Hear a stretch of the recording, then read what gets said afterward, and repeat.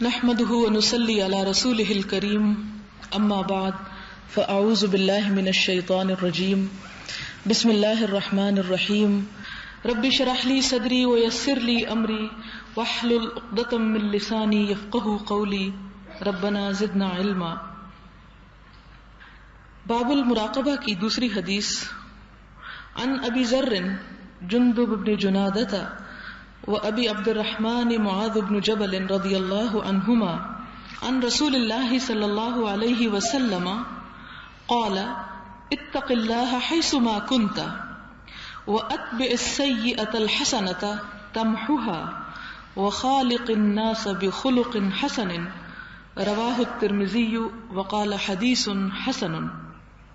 ابو ذر جندب ابن جنادہ اور ابو عبد الرحمن معاذ ابن جبل سے روایت ہے کہ رسول اللہ صلی اللہ علیہ وسلم نے فرمایا اتق اللہ حیث ما کنت، اللہ سے ڈرو جہاں بھی تم ہو، حیث ما کنت جہاں کہیں تم ہو، واتبع السیئۃ الحسنۃ اور برائی کے پیچھے بھلائی کو لے آؤ، برائی کے بعد نیکی کو کر لو، تمحها وہ اسے مٹا دے گی، وخالق الناس بخلق حسن اور لوگوں کے ساتھ اچھے اخلاق سے پیش آؤ، اچھی طرح معاملہ کرو. اس حدیث کو ترمذی نے روایت کیا ہے اور کہا ہے کہ یہ حدیث حسن کے درجے پر ہے. پہلی بات ہم یہاں پر یہ دیکھتے ہیں کہ یہ حدیث دو صحابہ کرام نے روایت کی، دونوں نے اسے نبی صلی اللہ علیہ وسلم سے سنا اور آگے بیان کیا. بات جو بیان کر رہے ہیں وہ یہ ہے کہ نبی صلی اللہ علیہ وسلم نے فرمایا اتق اللہ حیث ما کنت، اللہ سے ڈرو جہاں بھی تم ہو. جہاں بھی ہونے سے مراد یہ ہے کہ انسان خواہ لوگوں کے درمیان میں ہے یا کہیں تنہائی میں ہے، دن ہے یا رات ہے، کوئی اسلامی ملک ہے یا غیر اسلامی ملک ہے، اچھے حالات ہیں یا برے حالات ہیں. ایک انسان کی زندگی میں جتنے مختلف سٹیجز آتی رہتی ہیں، جتنے مختلف حالات سے انسان گزرتا رہتا ہے، ان تمام حالات میں انسان کے اوپر لازم ہے کہ وہ اللہ تعالیٰ کے تقوی کو ہاتھ سے نہ جانے دے. اللہ تعالیٰ کے تقوی کا مطلب کیا ہے کہ کوئی بھی کام کرتے ہوئے اس بات کا احساس کرنا کہ خدا مجھے دیکھ رہا ہے اور وہ اس کا حساب لینے والا ہے، وہ اس پر مجھ سے پوچھنے والا ہے. دوسری چیز جس کا یہاں پر ذکر کیا جا رہا ہے وہ یہ کہ اگر انسان سے کوئی برائی ہو جائے تو برائی کے بعد لازمی طور پر انسان کوئی نیکی کر لے تو اس سے برائی مٹ جائے گی. اس کا کیا مطلب ہے؟ اس کا مطلب یہ ہے کہ جب انسان کوئی برا کام کرتا ہے، مثلا زبان غلط استعمال کرتا ہے یا ہاتھ کا غلط استعمال کرتا ہے، دل اور دماغ کا غلط استعمال کرتا ہے. غلط سے مراد ایسی چیز جس سے اللہ تعالیٰ ناراض ہو اور بندوں کو اذیت ہو. ایسے کام اگرچہ انسان بعض اوقات دوسروں کو ستانے کے لیے کرتا ہے، دوسروں کا دل دکھانے کے لیے کرتا ہے، لیکن اس کا لازمی نتیجہ وہ خود بھی بھگتتا ہے، اس کے زیر اثر وہ خود بھی آتا ہے، اس کا دل اور دماغ خود اس سے متاثر ہوتا ہے. اس لیے کہ برائی کو اللہ تعالیٰ رجس کہتے ہیں، ناپاکی، گندگی کہتے ہیں، اور گندگی جہاں کہیں ہو اس کے اثرات گندے ہی ہوتے ہیں. وہ یہ نہیں کہ اگر اسے کسی خوشبودار اور خوبصورت چیز میں لپیٹ کر آپ رکھ دیں تو اس کا اگر ظاہر اچھا نظر آ رہا ہے تو وہ اندر بھی اچھا ہوگا. نہیں، گندگی کی اپنی ایک بو ہوتی ہے، جتنے بھی کپڑوں میں اسے لپیٹ دو وہ بو نکلنے سے نہیں رہتی. اسی طرح بد اخلاقی، بد کرداری اور برے اعمال ایسی نجاستیں ہیں کہ جو کہیں پر بھی ہوں اپنے اثرات چھوڑتی رہتی ہیں، اپنا تعفن پھیلاتی رہتی ہیں. اب اس کا نتیجہ کیا نکلتا ہے کہ انسان کے دل میں گھٹن، بے چینی، بے اطمینانی کی کیفیت پیدا ہونے لگتی ہے. انسان کے اعمال میں، انسان کی گفتگو میں، دوسروں کے ساتھ معاملات میں چڑچڑاپن پیدا ہونے لگتا ہے. تو گویا ایک برائی دوسری بہت سی برائیوں کو کھینچنے لگتی ہے اور بہت سی برائیوں کا سبب ہو جاتی ہے. ایسے میں ہمیں یہ بتایا گیا ہے کہ اس برائی کے بدلے میں فوراً ہی کوئی اچھا کام کر لو. جب احساس ہو جائے کہ مجھ سے غلط ہوا تو اس پہ ڈٹ نہ جاؤ کہ نہیں اچھا بس ٹھیک ہے ایسا ہی ہونا چاہیے تھا، نہیں، فوراً اگر ندامت ہو، ریئلائز کر لے انسان تو لوٹ آئے. اور رجوع کی کیفیت کیا ہو کہ پھر انسان یہ سوچے کہ مجھے اس برائی کو مٹانے کے لیے کون سا اچھا کام کرنا چاہیے. اس سے کیا ہوگا کہ دل پر برائی کا جو کالا نقطہ پڑا ہے وہ مٹ جائے گا، وہ دھل جائے گا، دل پھر کھل جائے گا، دل پھر خدا تعالیٰ کے قریب ہو جائے گا، اور اس سے انسان کو پھر مزید ہمت اور طاقت اور استطاعت ہوگی کہ وہ اور زیادہ سے زیادہ اچھے کام کر سکے. اور اس کا یہ مطلب نہیں بنتا کہ انسان چوری اور ڈاکہ کے ساتھ کسی کا مال لوٹ لائے اور پھر کہے کہ میں اسے صدقہ خیرات کر دیتا ہوں. یہ اس سے مراد نہیں ہے کہ جس طرح عام طور پر لوگ سمجھتے ہیں، یا یہ کہ کبیرہ گناہ کر کے، جیسے یتیموں کا مال کھانا کبیرہ گناہ ہے، جیسے جادو کرنا کبیرہ گناہ ہے، جیسے غیبت کرنا کبیرہ گناہ ہے، جیسے جھوٹ بولنا کبیرہ گناہوں میں سے ہے، جھوٹی گواہی دینا. تو یہ نہیں کہ یہ سارے بڑے بڑے انسان غلط کام کر لے اور پھر اس کے بعد کچھ اس طرح کی باتیں سوچ لے کہ جن کو وہ اپنے طور پر اچھا سمجھتا ہے اور ان کو کر کے یہ سمجھے کہ ان سب کا کفارہ ہو گیا. جس طرح ہمارے ہاں رسول صلی اللہ علیہ وسلم کے ناپسندیدہ کام کو کرنے میں کوئی قباحت نہیں سمجھی جاتی، کہ وہ چیزیں جو نبی صلی اللہ علیہ وسلم نے ناپسند فرمائی اور جن کو منع فرمایا کرنے سے انہیں ہم بڑے مزے سے خوشی سے کرتے ہیں، جیسے کہ آگے بھی ایک حدیث میں پتہ چلے گا. تو ہوتا یہ ہے کہ پھر ہم زیادہ سے زیادہ کیا کرتے ہیں، حضور صلی اللہ علیہ وسلم کی مدح میں چند شعر پڑھ لیے، چند محفلیں منعقد کر لی، چند ایسے کام کر لیے ظاہری کہ جس سے یہ سمجھا کہ ہم آپ صلی اللہ علیہ وسلم کو راضی کر رہے ہیں اور اس سے آپ خوش ہو جائیں گے. بالکل ایسا ہی ہے کہ جیسے ماں کا کوئی حکم انسان ماننے کو تیار ہی نہ ہو اور کسی وقت اس کی چاپلوسی خوشامد صرف اس لیے کر لے کہ کوئی اور مقصد اس سے نکلوایا جا سکے یا اپنی مرضی کا کوئی اور کام کروایا جا سکے. تو اس طریقے سے ہم عام انسانوں کو تو ڈاج دے سکتے ہیں لیکن اللہ اور اس کے رسول صلی اللہ علیہ وسلم کو نہیں دے سکتے. لہذا اس حدیث کا مطلب یہ ہے کہ اگر کہیں کوئی کمی، کوئی کوتاہی، کوئی خرابی ہو جائے تو اس کو اچھے کام سے دوبارہ اس چیز کو مینڈ کر لیا جائے، مرمت کر لیا جائے تاکہ وہ نظر نہ آئے. پھر اسی طرح مزید فرمایا وَخَالِقِ النَّاسَ بِخُلُقٍ حَسَنٍ، کہ لوگوں کے ساتھ اچھے اخلاق سے پیش آؤ. اس سے مزید حدیث کی وضاحت ہو جاتی ہے کہ انسانوں کے ساتھ معاملات میں کمی بیشی کہیں نہ کہیں ہو جاتی ہے، تو اس میں مثال کے طور پر آپ کے منہ سے کسی کے لیے کوئی سخت بات نکل گئی، آپ نے کسی کو ڈانٹ دیا یا کسی کے ساتھ کوئی زیادتی ہو گئی. انسان ہونے کے تقاضے، کوئی یہ نہیں کہہ سکتا کہ میں تو معصوم ہوں اور کبھی میں نے کسی کے ساتھ کچھ نہیں کیا، کوئی اس بات کا دعویٰ نہیں کر سکتا. اب ایسے میں کیا ہونا چاہیے کہ اگر کسی کا دل دکھ گیا آپ سے یا کسی کے ساتھ زیادتی ہوگی اور دل بتا دیتا، خود اندر اللہ تعالیٰ نے ایسا میزان رکھ دیا ہے جو انسان کو لمحے لمحے کی رپورٹ دیتا ہے. جیسے بہت سی مشینیں ایسی نا کہ جو انسان کے دل کے ہر حرکت اور ہر ابھار اور اتار چڑھاؤ کی خبر دیتی ہیں، بالکل اسی طرح کی اندر اس سے بھی سینسٹیو مشینیں ضمیر کے نام کی اللہ تعالیٰ نے رکھی ہوئی ہیں جو انسان کو ہر اتار چڑھاؤ کی خبر دیتی ہیں، خواہ انسان اس کو مانے یا نہ مانے. ایسے میں اگر کسی شخص کے کان القسمع، جس کو قرآن پاک میں کہا گیا کہ اپنا کان لگائے، کوئی شخص اپنے دل کی اس آواز کو سنے اور اس کے ساتھ امانت داری برتے تو اسے خود پتہ چل جائے گا کہ کس کے حق میں کہاں کیا زیادتی اور قصور ہوا. اس کی اب کیا کرے، تکبر اور انا کا مسئلہ نہ بنا لے بلکہ اس کی تلافی کرے اور آگے بڑھ کر اس شخص کے ساتھ ہمدردی اور محبت کے سلوک کے ذریعے اس برائی کو مٹا ڈالے. کیونکہ یہاں خلق حسن کا جو لفظ آیا ہے اس سے مراد یہ ہے کہ چھوٹی چھوٹی ایسی زیادتیاں اور ایسی برائیاں جو انسانوں کے ساتھ انسان ہونے کے ناطے کرتا رہتا ہے، تو ایک معاشرے کا حسن، اطمینان، خوبی اسی بات پر منحصر ہے کہ لوگ آگے بڑھ کر ایک دوسرے کو گلے لگانے والے ہوں اور ایک دوسرے کو معاف کرنے والے ہوں. تیسری حدیث اس باب کی ہے، عن ابن عباس رضی اللہ عنہما قال كنت خلف النبي صلى الله عليه وسلم يوما فقال يا غلام إني أعلمك كلمات احفظ الله يحفظك احفظ الله تجده تجاهك إذا سألت فاسأل الله وإذا استعنت فاستعن بالله واعلم أن الأمة لو اجتمعت على أن ينفعوك بشيء لم ينفعوك إلا بشيء قد كتبه الله لك وَإِنِ اجْتَمَعُوا عَلَىٰ أَن يَضُرُّوكَ بِشَيْءٍ لَمْ يَضُرُّوكَ إِلَّا بِشَيْءٍ قَدْ كَتَبَهُ اللَّهُ عَلَيْكَ رفعت الاقلام وجفت الصحف رواہ الترمذی وقال حدیث حسن صحیح وفی روایت غیر الترمذی احفظ اللہ تجدہ امامک تعرف الى اللہ فی الرخاء یعرفک فی الشدۃ واعلم ان ما اخطأک لم یکن لیصیبک وما اصابک لم یکن لیخطئک واعلم ان النصر مع الصبر وان الفرج مع الكرب وَأَنَّ مَعَ الْعُسْرِ يُسْرًا.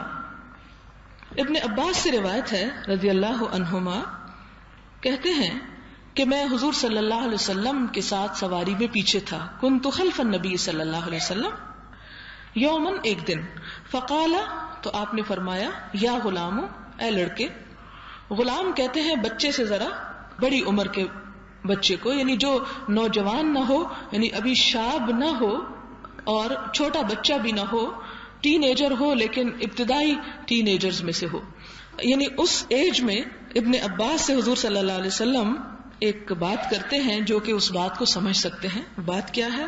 پہلی بات کہ یا غلام انی اعلمک کلمات، اے بچے میں تجھے چند باتیں بتانے لگا ہوں، ان باتوں کو تم یاد کر لینا، ان باتوں کو سمجھو. باتیں کیا ہیں؟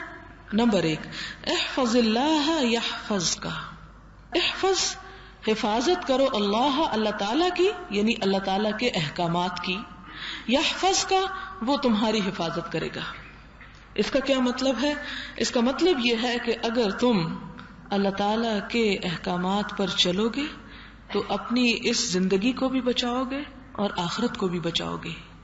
اور اگر تم نے اس کی باتوں کی پرواہ نہ کی تو وہ تمہاری پرواہ نہیں کرے گا. اور اگر دنیا میں چند لمحے تمہیں اچھے مل بھی گئے تو قیامت کے دن تم سے بات بھی نہیں کرے گا. لہذا اس بات کی حفاظت کرو، نگہبانی کرو، خیال رکھو کہ کہیں وہ مجھ سے ناراض تو نہیں ہو جائے گا، میرے اس کام پر مجھ سے روٹ تو نہیں جائے گا. دوسری کیا بات؟ احفظ اللہ تجدہ تجاہک. اللہ تعالیٰ کی حفاظت کرو، تم اسے اپنے سامنے پاؤ گے. تجاہک کا لفظ وجہ سے نکلا. وجہ کہتے ہیں فیس کو، چہرے کو، کہ جس طرف انسان چہرہ موڑتا ہے وہی چیز اس کے سامنے ہوتی ہے. کہ اگر تم اللہ تعالیٰ کے احکامات کی حفاظت کرو گے، ان کی پابندی کرو گے، تو اللہ تعالیٰ کو ہر وقت اپنے سامنے پاؤ گے. یعنی جدھر تم جاؤ گے تمہارا خدا تمہارے ساتھ ہوگا، وہ تمہاری حفاظت کرے گا. اور کیا کرو؟ اذا سألت فاسأل اللہ. جب تم سوال کرو، جب تم مانگو تو اللہ سے مانگو. اور صحابہ کرام کا طریقہ کار یہ تھا کہ اگر جوتے کا تسمہ بھی ٹوٹ جاتا تو پہلے اللہ تعالیٰ سے مانگتے اور پھر کسی اور کی طرف سوچتے. اور ہمارا حال کیا ہے؟ پہلے سب لوگوں کی طرف سوچتے ہیں اور جب لوگوں سے مایوس ہو جاتے ہیں تو آخری چارہ کار کے طور پر اللہ تعالیٰ یاد آتا ہے کہ اب اور تو کچھ ہو نہیں سکتا، واللہ ہی ہے کاٹے. تو ہونا کیا چاہیے؟ اللہ نمبر 1 ہونا چاہیے، پہلی پرائرٹی. چھوٹی سی ضرورت، چھوٹی سی تکلیف، چھوٹی سی پریشانی بھی آ جائے تو انسان فوراً دل میں اس کو یاد کر لے کہ اللہ تو سبب بنا دے، تو مجھے اس مشکل سے نجات عطا کر، تو میری یہ ضرورت پوری فرما. اور پھر اسی سے توفیق مانگے، اسی سے سبب مانگے کہ تو کوئی طریقہ اور ذریعہ پیدا کر دے. اس کے بعد وَإِذَا اسْتَعَنْتَ فَاسْتَعِنْ بِاللَّهِ. جب بھی مدد چاہو اللہ تعالیٰ سے مدد مانگو، اسی کو پکارو. اب یہاں پر پہلا ہے سوال، یعنی کوئی ضرورت مانگو، سوال، اور دوسرا ہے مدد، یعنی مادی چیز کی نہیں، ویسے ہی مدد جیسے کسی مشکل کی آسانی کے لیے، تو صرف اللہ سے مانگو. وَعْلَمْ، اور جان لو، ان الامت لو اجتمعت، اگر سارے انسان، امت کہتے ہیں ایک بہت بڑے گروہ کو، سارے لوگ اگر جمع ہو جائیں، علی ان ینفعوک بشیء، اس بات پر کہ تمہیں ایک چیز کا فائدہ دے سکے، ایک چیز کا فائدہ پہنچا سکے، لم ینفعوک الا بشیء قد کتب اللہ لک، وہ ہرگز تمہیں فائدہ نہیں دے سکتے مگر اتنا جتنا اسے اللہ نے تمہارے مقدر کر دیا، لکھ رکھا ہے، جتنا خدا نے تمہارے لیے چاہا ہے. اور اگر وہ سارے جمع ہو جائیں اس بات پر کہ تمہیں نقصان پہنچا لیں، تمہارا کچھ بگاڑ سکے، لم یضروک الا بشیء قد کتب اللہ علیک، وہ ہرگز تمہیں کوئی نقصان نہیں پہنچا سکتے مگر صرف اتنا جتنا اللہ نے تمہارے حق میں لکھ دیا. لہذا کسی بھی نفع یا نقصان کے لیے کس کی طرف رجوع کرو؟ اللہ تعالیٰ کی طرف رجوع کرو. اور یہ بات اتنی مضبوط ہے اور اتنی درست ہے کہ رفعت الاقلام، یہ لکھ کر اللہ تعالیٰ نے قلم اٹھا لیے ہیں کہ اس لکھے میں کوئی تبدیلی نہیں ہو سکتی. وجفت الصحف، اور صحیفے یعنی کاغذ جو ہے خشک ہو چکے ہیں، سیاہی خشک ہو چکی ہے، جو لکھا گیا وہ ان چینجبل ہے. اور پھر اس کو ترمذی نے روایت کیا اور کہا کہ حدیث حسن صحیح ہے. یہ کیا ہے؟ تو کنٹراڈکٹری بات ہوگی، حسن بھی ہوگی اور صحیح بھی ہوگی. جیسا کہ آپ جانتے ہیں کہ حسن وہ حدیث ہوتی ہے کہ صحیح حدیث کی جو شروط ہیں ان میں سے ایک شرط کم ہو رہی ہو. جیسے 5 یا 6 شرط ہیں تو ایک شرط نہ ہو، باقی ساری پوری ہوں، وہ حسن ہے. اس کا درجہ صحیح سے 1 درجہ کم ہے، 1 ڈگری کم ہے. اور صحیح وہ جس میں تمام کی تمام شرائط وہ پوری ہو رہی ہوں جو ایک صحیح حدیث کے لیے ضروری ہیں. اب یہاں پر ایک حدیث حسن کیوں اور ایٹ اے ٹائم وہ ضعیف کیوں؟ وہ اس طرح کہ ایک چین سے وہ حسن ہے اور دوسرے چین سے وہ صحیح ہے. یعنی ایک حدیث ایک صحابی نے جب روایت کی، اس سے کسی نے سنی یعنی کسی کتاب میں جب تک لکھی گئی تو وہ جتنے راویوں نے اس کو روایت کیا اس میں ایک راوی کے بارے میں کچھ اس طرح کا شک گزرا کہ اس کا حافظہ خراب تھا یا وہ کوئی گڑبڑ کر جاتا تھا، تو اس کو پھر صحیح کے درجے سے اتار دیا جاتا ہے. اور دوسرا جو چین ہے اس میں کوئی ایسا راوی نہیں کہ جس کے عدل یا ضبط اور امانت یا اخلاق میں کسی قسم کی کوئی کمی ہو. اس لیے یعنی یہ حدیث دونوں طرح سے روایت ہوتی ہے، اور جب یہ دونوں چیزیں ہوں اور صحیح بھی ہوں تو اس کا مطلب ہے کہ وہ قبول کی جانی چاہیے اور اس میں کسی قسم کا ذرہ برابر شک نہیں ہونا چاہیے. ترمذی کے علاوہ ایک اور روایت میں یہی حدیث آتی ہے لیکن تھوڑے سے الفاظ کے اختلاف کے ساتھ، اور وہ کیا ہے؟ احفظ اللہ تجدہ امامک، اللہ تعالیٰ کی حفاظت کرو اسے اپنے سامنے پاؤ گے. حفاظت کرو کا مراد یہ کہ اس کے احکامات کی، اس کی باتوں کی. تعرف الی اللہ فی الرخاء یعرفک فی الشدہ، اللہ تعالیٰ کو خوشحالی میں یاد رکھو، اس سے پہچان رکھو، اس سے دوستی رکھو، اس کی معرفت رکھو. یعرفک فی الشدہ، تو وہ بھی تمہیں پہچانے گا تکلیف کی حالت میں، وہ بھی تمہارا خیال رکھے گا. یعنی جب اچھے حالات ہوں تو بھی اللہ تعالیٰ کو یاد رکھو، جب تم پر برے حالات آئیں گے تو اللہ تعالیٰ تمہیں پہچان لے گا اور تمہارا خیال رکھے گا. ادروائز اگر تم اچھے حالات میں خدا کو بھولے رہے اور صرف تکلیف میں یاد کیا تو جیسے وہ فرشتے جو آسمان و زمین کے درمیان ہوتے ہیں جب دعائیں گزرتی ہیں تو کہتے ہیں یہ تو کوئی نئی سی آواز سنی، پہلے تو کبھی یہ شخص نہیں گڑ گڑایا تھا اور نہیں رویا تھا اور نہیں کبھی اس نے خدا سے عاجزی کی تھی اور نہیں کوئی دعا کی تھی، تو یہ کوئی نئی بات لگتی ہے. اور جو شخص روز ہی اللہ سے مانگتا اور روز ہی تعلق رکھتا اور رشتہ رکھتا ہو تو اللہ تعالیٰ بھی اس سے پیار کرتے ہیں اور اسے پہچانتے ہیں اور اس کی بات کو اہمیت دیتے ہیں. پھر اسی طرح اگلی جو لائن ہے اس کا ترجمہ جو آپ کے پاس کتاب ہے اس میں غلط کیا گیا ہے، اس کو درست کر لیجئے. وَعْلَمْ، اور جان لو، أَنَّمَا أَخْطَأَكَ، اس میں انہوں نے ترجمہ کیا ہوا ہے کہ جس چیز نے تجھے گمراہ کر دیا وہ ہدایت نہیں دے سکتی، حالانکہ یہ ترجمہ درست نہیں. یہاں لکھا ہوا ہے یاد رکھ کہ جو چیز تجھے بھٹکا دے وہ تجھے راہ راست پر نہیں لا سکتی. اس کا مطلب یہ نہیں، اس کا مطلب یہ ہے کہ جو چیز ما اخطأک تجھ سے خطا کر جائے وہ ایسی نہیں تھی کہ تجھے پہنچے، اور جو تجھے پہنچنے والی تھی وہ ایسی نہیں تھی کہ تجھ سے خطا کر جائے. اس کا مطلب کیا ہے کہ جو رزق، جو نعمت، جو چیز تم تک پہنچنے والی تھی وہ ہو نہیں سکتا کہ تمہیں چھوڑ کے کسی اور تک پہنچ جائے. یعنی جو خدا کی طرف سے جو تمہیں ملنے والا تھا، بعض اوقات انسان کہتا ہے ہائے کاش میں فلاں جگہ پہ چلا جاتا تو میرے کاروبار میں اتنی زیادتی ہو جاتی اور میرے مال میں اتنا نفع ہو جاتا، ہائے کاش میں یہ کر لیتا تو مجھے یہ فائدہ ہو جاتا، اور میں فلاں جگہ انویسٹمنٹ کرتا تو مجھے اتنا زیادہ مل جاتا. پر میں اطمینان رکھو، اس طرح نہیں، جو تمہیں ملنا تھا وہ ہو نہیں سکتا کہ تجھ سے بھول کے کسی اور کے پاس چلا جائے. جو تیرے پاس آنا تھا وہ یہ نہیں ہوا کہ تمہیں چھوڑ کے کہیں اور بھول کے پہنچ جائے، نہیں. لم یکن، ایسا نہ تھا، لیخطئک، کہ وہ تجھے بھول جائے، تجھ سے خطا کھا جائے.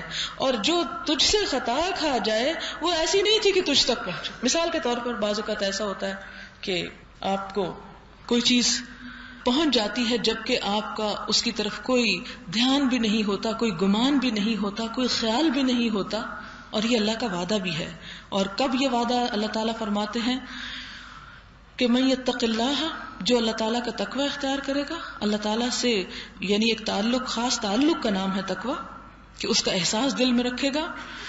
یجعل لہ مخرجا، اس کے لیے وہ ہر تنگی سے نکلنے کا کوئی ایگزٹ، رستہ نکال دے گا. وَيَرْزُقْهُ مِنْ حَيْثُ لَا يَحْتَسِبُ، اور اسے وہاں سے رزق دے گا جہاں سے وہ گمان بھی نہیں کرتا ہوگا، وہاں سے پہنچ جائے گا. اور وہ اللہ تعالیٰ پہنچانے والا ہے، لہٰذا جو چیز پہنچنے والی اس کے لیے بےتاب نہ ہو، پریشان نہ، وہ پہنچ جائے گی. اس کو اگر ہم یاد رکھیں تو عموماً شادیوں بیاہوں میں یا اسی طرح کی پارٹیز میں جب لوگ دھڑا دھڑ پلیٹیں بھر لیتے ہیں اس خوف اور ڈر سے کہ اگر ہم پیچھے رہ گئے تو پھر تو ہمارے حصے میں کچھ نہیں آئے گا، اور اس شوق میں وہ بھرا ہوا نہ کھا سکتے ہیں اور اس کو ضائع کر کے نکل جاتے ہیں. حالانکہ اگر ہر شخص صرف اتنا لے جتنا وہ کھا سکتا ہو اور جتنا وہ اپنا حصہ یا حق سمجھتا ہو کہ اسے ایک نارمل کھانا چاہیے، تو جو اس کی قسمت میں لکھا ہے وہ کسی اور کے منہ میں جا سکتا ہی نہیں، اور جو نہیں لکھا وہ کوئی اور دے سکتا نہیں یا کہیں سے آ سکتا نہیں. یہ چیز اگر انسان کو سمجھ میں آ جائے اور یہ چیز اگر انسان کے دل میں بیٹھ جائے تو اس کے اندر خوشی اور اطمینان اور سکون کی وہ کیفیت پیدا ہو سکتی ہے کہ جس کے بارے میں انسان سوچ بھی نہیں سکتا. لیکن اس کیفیت کا پیدا ہونا اور کرنا مشکل کام ہے. جتنا جتنا خدا پر یقین بڑھتا چلا جاتا ہے، جتنا جتنا اس پر ایمان بڑھتا چلا جاتا ہے، اتنی ہی یہ کیفیت پیدا ہو جاتی. پھر کسی چیز کے آنے سے یا کسی چیز کے جانے کو انسان ایک نارمل بات سمجھتا ہے اور تھوڑ دلی کا اور بے صبری کا ثبوت نہیں دیتا.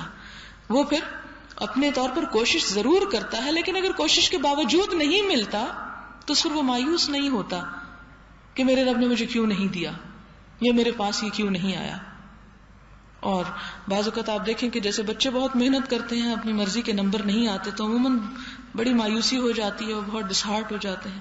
کبھی خبروں میں یہ پڑھتے ہیں کہ رزلٹ صحیح نہ آنے پہ فلاں بچے نے خودکشی کر لی، اور اس قسم کے بہت سے کام. یہ بے صبریاں کیوں ہوتی ہیں؟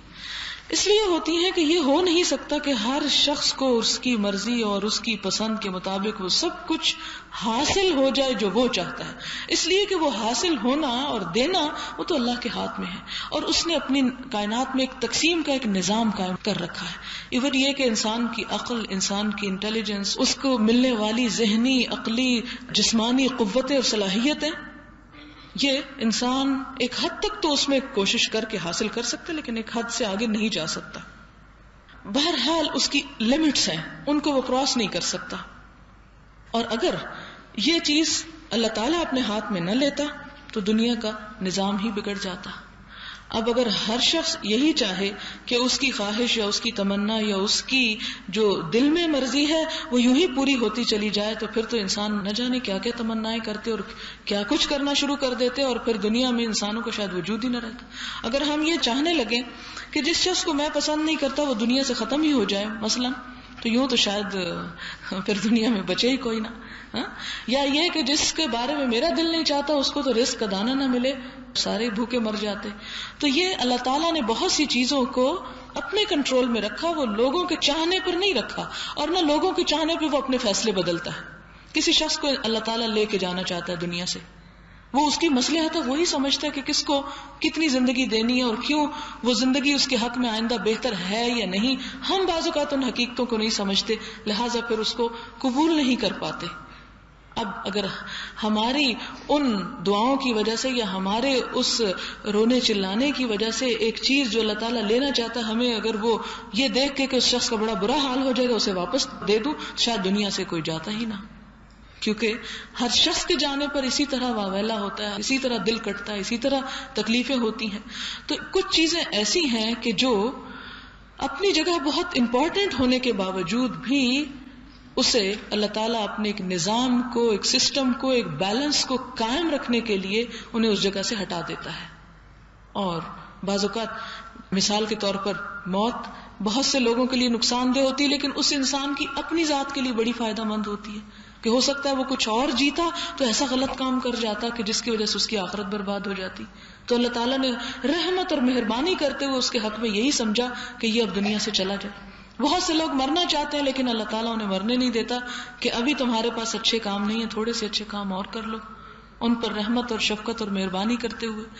چونکہ وہ الرحمن الرحیم ہے، ہم سے زیادہ ہماری ضرورتوں کو سمجھتا ہے، ہم سے زیادہ ہم سے پیار کرتا ہے، ہم سے زیادہ ہمارا خیر خواہ ہے. لہذا اس کے نظام کو ہم نہیں سمجھ سکتے لیکن ہمیں کیا حکم دیا گیا کہ اس پر راضی ہو جاؤ اور اس کو قبول کر لو. پھر یہ فرمایا کہ وَعْلَمْ، اور جان لو، أَنَّ النَّصْرَ مَعَ الصَّبْرِ، کہ کامیابی صبر کے ساتھ ملتی ہے. کامیابی صرف تمناؤں اور امیدوں سے نہیں ملتی. کامیابی اور کسی منزل اور کسی ہدف اور کسی ٹارگٹ کو پانے کے لیے مسلسل کوشش، محنت اور جد و جہد کی ضرورت ہے، اور اسی کا نام صبر ہے کہ جم کے انسان ایک کام کرتا چلا جائے. کس طرح؟ اب دیکھیں کہ یہ اوپر کہ جو حدیث کے پہلے الفاظ ہیں ان کی مزید وضاحت اگلا حصہ کر دیتا ہے. اس کا یہ مطلب نہیں ہے پچھلے حصے کا کہ جو مجھے ملنا ہے وہ توڑ کے مجھ تک پہنچ جائے گا، اس لیے مجھے تو ہاتھ ہلانے کی ضرورت نہیں. نہیں، کامیابی کے لیے کیا چاہیے؟ صبر چاہیے. صبر ایک جامع لفظ ہے جس کا مطلب پہلے درجے پر کوشش ہے. کوئی شخص اسی وقت کوشش کر سکتا ہے جب اس کے اندر صبر ہے. مثلا آپ کھانا کھانا چاہتے ہیں، پکانے میں 1 گھنٹہ لگتا ہے. اب اگر آپ کے پاس یہ صبر نہیں اور آپ کو نہیں یہ 1 گھنٹہ میں نہیں گزار سکتا کچن میں، تو بیٹھے رہیں، پھر آپ گھنٹہ بھی گزر جائے گا اور آپ کو ملے گا بھی کچھ نہیں. تو وہ کوشش ضروری ہے. تو اسی لیے اس پہلی غلط فہمی کو جو ذہنوں میں آ سکتی ہے کہ جو مجھے ملنا ہے وہ تو مل ہی جانا ہے، کہیں اور نہیں جانا، اور جو مجھے نہیں ملنا اس کے لیے مجھے بھاگ دوڑ کرنے کی ضرورت کیا ہے؟ نہیں، بالکل ضرورت ہے. اور جان رکھو کہ مدد اسی وقت ہوگی جب صبر سے کام لوگے. اور صبر کا معنی صرف یہ نہیں کہ کوئی مر جائے تو نہ رو یا چیخو چلا، یہ نہیں صبر. صبر کا معنی ہے جم جاؤ، استقامت کے ساتھ، لگن کے ساتھ اس کام کو کرتے چلے جاؤ. اور اگر کسی نے صبر سیکھنا ہو تو شہد کی حقیر مکھی سے سیکھے. ایک پھول سے کتنا رس چوستی ہے وہ، کوئی اس کا وزن ہوتا ہے؟ کوئی دیکھ سکتا کہ کیا لیا اس نے؟ پھول پہ کتنی دیر بیٹھتی ہے؟ ہاں، ایک لمحے کے لیے بیٹھتی ہے، ذرا سا ڈنگ مارتی ہے، وہاں سے اٹھ جاتی کسی اور پہ، کسی اور پہ، کسی اور پہ. اور آپ دیکھیں کہ ایک قطرہ شہد پروڈیوس کرنے کے لیے وہ میلوں سفر کرتی ہے. کیسا صبر ہے وہ. لیکن جو چیز پھر وہ تیار کرتی ہے وہ آج تک انسانی فیکٹریاں نہیں کر سکی، انسان کی عقل نہیں کر سکی، اس درجے اور اس قیمت کی چیز نہیں بنا سکی جو وہ ایک حقیر چیز بناتی ہے مسلسل جد و جہد اور محنت کے ساتھ. اسی طرح ایک مکڑی اپنا جالا بنتی ہے، کتنی محنت درکار ہوتی ہے اس میں، حالانکہ وہ کتنی نازک اور معمولی سی چیز ہے. تو یہ سب اسی طرح بہت سے پرندے اپنے وہ گھونسلے بناتے ہیں، تو ان کے ایک ایک تنکا اگر آپ ان کو کھول کے کبھی کاؤنٹ کریں تو 1000 تنکے ہوں گے اس میں. یہ سب کچھ کیا صبر کے بغیر ہو جاتا ہے؟ نہیں. تو یہی بتایا گیا کہ تمہیں اپنی دنیا میں بھی کامیابی کے لیے کس چیز کی ضرورت ہے؟ صبر کے ساتھ کام کرنے کی، جم کے. یہ نہیں کہ کہو آج بیج ڈالا تو کل آم کیوں نہیں نکلے اس میں سے، اور نہیں نکلے تو میں تو اس جھنجٹ کو ہی چھوڑ رہا ہوں. نہیں، جسے بڑے مقاصد حاصل کرنا ہے اسے اسی طرح لمحہ لمحہ سے فائدہ اٹھاتے ہوئے آگے بڑھنا ہے، اور دن دن جو ہے اپنے اس خوبصورت باغ کو آگے بڑھانے کے لیے اور نشو و نما دینے کے لیے مسلسل محنت کرنا ہے. پھر فرمایا وَأَنَّ الْفَرَجَ مَعَ الْكَرْبِ، یاد رکھو کشادگی، خوشحالی کرب کے ساتھ ہے. جو کرب نہیں اٹھاتا، جو درد نہیں اٹھاتا، جو تکلیف نہیں برداشت کر سکتا، اسے پھر آسانی بھی میسر نہیں ہو سکتی. وَأَنَّ مَعَ الْعُسْرِ يُسْرًا، اور یقیناً تنگی کے ساتھ آسانی بھی ہے، یقیناً تنگی کے ساتھ آسانی بھی ہے. اور اس کو آپ ہلکا سا سمجھ لیں 2-3 چھوٹی چھوٹی مثالوں سے جو روزمرہ زندگی میں آپ دیکھتے ہیں. کڑوی گولی کھا کے انسان صحت یاب ہو جاتا ہے، لیکن جب تک وہ کڑوا پن لے گا نہیں یا انجیکشن سے تھوڑی سی وہ جو پرک ہوتی ہے اسے برداشت نہیں کر سکے گا تو صحت یاب نہیں ہو سکتا. تو یہ ہے تنگی کے بعد خوشحالی. اسی طرح بعض اوقات انسان روتا ہے اور رونے میں گھل رہا ہے، چیخ رہا ہے، چلا رہا ہے، لیکن جب رو کے بیٹھتا ہے کیا ہوتا ہے؟ ہلکا ہو جاتا ہے، ٹھنڈا ہو جاتا ہے. تو یہ اللہ تعالیٰ کا اصول ہے کہ جہاں تنگی ہے وہاں آسانی بھی ہے. لہٰذا انسان اس تنگی سے اس طرح گزرے کہ میں آسانی تک پہنچنے والا ہوں.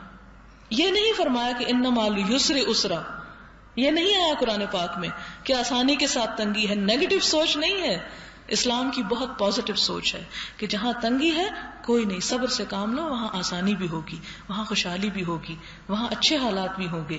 لہٰذا اس آنے والی خوشی اور آسانی کے لیے یہ ابھی کی تنگی برداشت کرو. یوں نہیں ڈرایا انسان کو کہ اگر تم خوشحال ہو تو وہ تنگی تمہارا انتظار کر رہی ہے، تاکہ انسان کی خوشحالی بھی ساری مقدر ہو جائے اور مصیبت میں یعنی انسان اس کو بھی انجوائے نہ کر سکے.